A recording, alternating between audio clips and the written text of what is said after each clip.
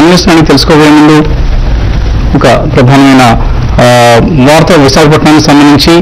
So Gangavaram port ఏదైతే ఉందో Gangavaram port management ఒక పత్రికా ప్రకటనను జారీ చేసింది.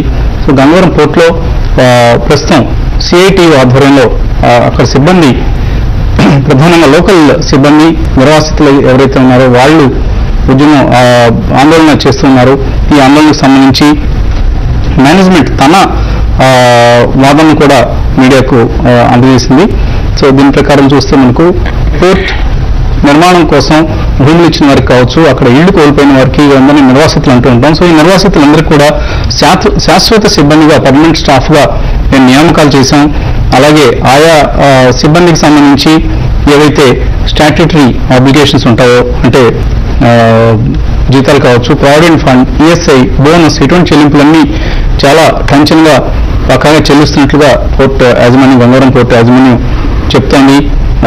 మా సోషల్ రెస్పాన్సిబిలిటీ ఏదైతే ఉందో సాంఘిక పరంగా మేము పాటించాల్సిన మా బాధ్యత ఏదైతే ఉందో దీన్ని మొత్తాన్ని పాటిస్తున్నాం.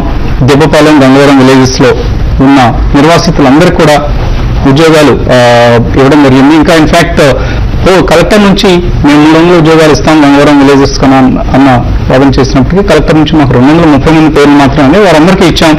అలాగే మిగతా 70 మంది కూడా మేము శాలరీస్ ప్రభుత్వ అకౌంట్లో క్రెడిట్ చేస్తున్నాం. ప్రతి నెల వాళ్ళని నియమించుకోకపోయినా వాళ్ళ నుంచి ఎటువంటి సేవలు మాకు రాకపోయినా కూడా నెల నెల మాకు టెన్షన్గా ఉద్యోగాలకు తీసుకొని 70 ఉద్యోగాలకు సంబంధించిన జీతభత్యాలు కూడా మేము బ్యాంక్ అకౌంట్కి జమ చేస్తున్నాం. తర్వాత ఎప్పుడైతే వాళ్ళని తీసుకుంటామో అప్పటి నుంచి వాళ్ళకి ఆ జీతాలు కూడా అందుతాయి అంటూ చెప్తోంది. అలాగే ఒక ప్రైవేట్ జెట్టీని నిర్మిద్దామని అనుకున్నాం.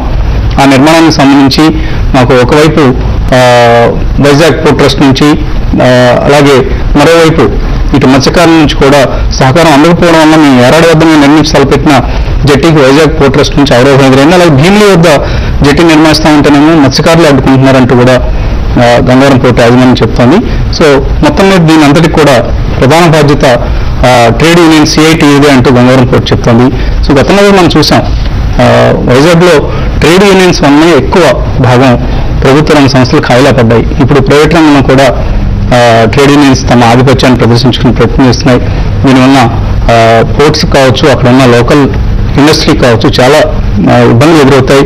సో ట్రేడ్ యూనియన్స్ తమ ధోరణి కొంత మార్చుకోవాల్సిన పరిస్థితి కనిపిస్తుంది. వ్యాపార సంస్థల కార్యకలాపాలను అడ్డుకుంటే దానివల్ల అక్కడ ఉన్న సిబ్బందికి నష్టం ఎక్కువ జరుగుతుంది.